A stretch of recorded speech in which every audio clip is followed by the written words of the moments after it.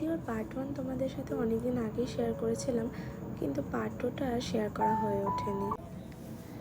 এই দিন আমরা যাচ্ছিলাম রায়গঞ্জ।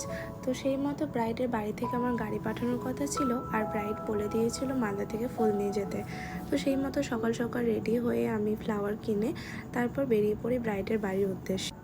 যারা আমাদের মতো প্রফেশনে কাজ করো তারা হয়তো সবাই জানে যে আমাদের কাজের প্রেশারে মোবাইলে অনেক ছবি পোস্ট করাই হয়ে ওঠে না, আর সেগুলো অনেক জমে থেকেও যায়। এরকম অনেক কাজ থাকে যেগুলো আমরা শেয়ারই করতে পারি না। তো মোবাইল ক্লিয়ার করতে গিয়ে দেখি এই ভিডিওগুলো থেকেই গেছে।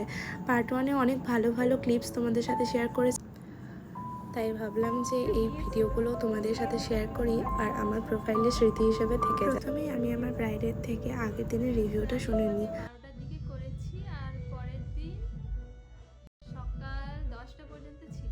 ঠিকঠাক ছিল? ঠিকঠাক ছিল। সবার কেমন লেগেছিল? খুব ভালো লেগেছে। আর আজকে কিরকম লুক চাইছো? আজকে দেখো তুমি তোমার পছন্দ মতো একটা করে দাও। আচ্ছা ঠিক আছে, তাহলে শুনে নিলে তো আমার এই ব্রাইডের রিভিউ। তো চলো, এই ব্রাইডকে তোমরা আশা করি চিনতে পারবে, আমার আগের ভিডিওতে অনেকগুলোতেই দেখেছো।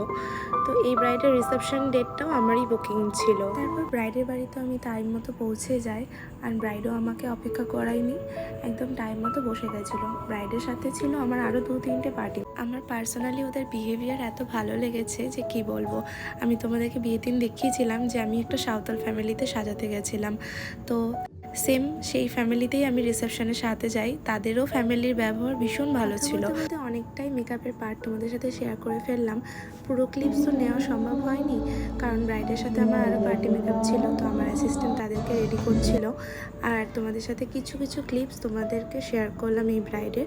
এই হলো তার ফাইনাল লুক। ফাইনাল লুক কেমন লাগছে তোমরা অবশ্যই জানিও। আর অনেকেই আমাকে কমেন্ট করো বা পার্সোনালি ফোন করো, মেসেজ করো যে লোকেশন বুকিং নিয়ে বলে রাখি আমি লোকেশন বুকিং নিই, কিন্তু যারা আমাকে লোকেশন বুকিং করে তারা আমাকে অনেকদিন আগে থেকেই বুক করে। যেমন এই ব্রাইডটি আমাকে 1 বছর আগে বুক করে।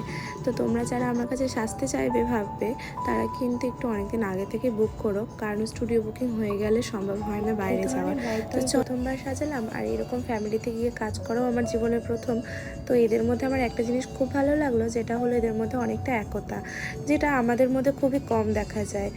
তো চলো, এরপর আমরা সাজিয়ে নিয়ে ওদের অনুষ্ঠানটা একটু এনজয় করছিলাম। ওদের নাচ গানগুলো খুব ভালো লাগছিল। তারপর ওখান থেকে তাই ওদের ওখানে আমরা ডিনারটা সেরে তারপর বেরিয়ে পড়লাম বাড়ির উদ্দেশ্যে। তো আজকের মতো টাটা, এরপর দেখা হবে নেক্সট কোনো ব্লগে। ততক্ষণ অবধি শুভরাত্রি।